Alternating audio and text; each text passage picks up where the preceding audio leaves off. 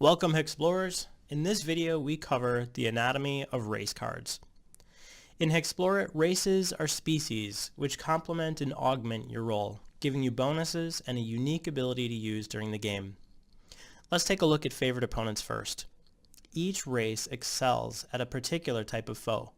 You'll write this on your roll card in the favorite opponent field. When your hero faces a favorite opponent, you'll roll the hex die each round of combat and apply the result as health or energy damage to your opponent.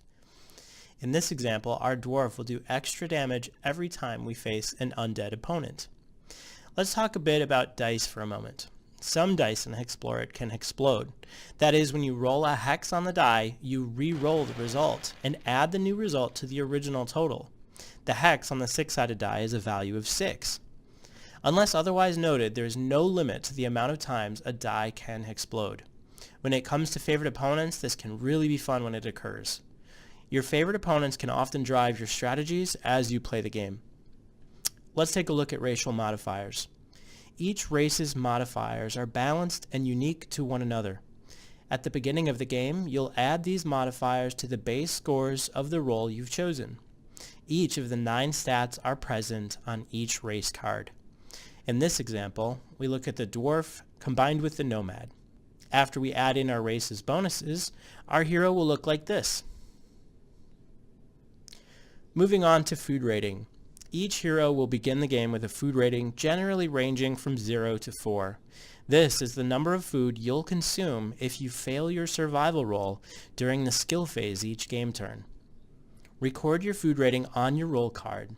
Heroes may only carry a number of food up to 5 times their initial food rating, though a hero with food rating 0 may still carry 5. Mark a vertical line on the food bar indicating the maximum food your hero can carry. Though food rating is a rough measure of a race's body size, a food rating of 0 doesn't necessarily mean you're a small creature. It is possible to reduce or increase your food rating as the game progresses. When this happens, simply modify the value on your roll card accordingly. Now for the fun part. Each race has its own unique special ability, which usually requires an expenditure of either health or energy to use.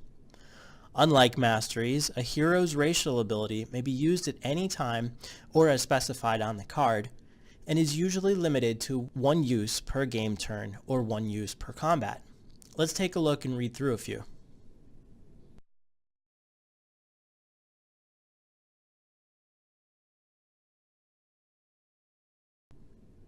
Race cards have a common back side and thus can be shuffled and drawn randomly. Players have the option to share races that are in play with another player. If you do, you'll need to share the race card. At the beginning of your game, select a race randomly or choose one that fits your playstyle.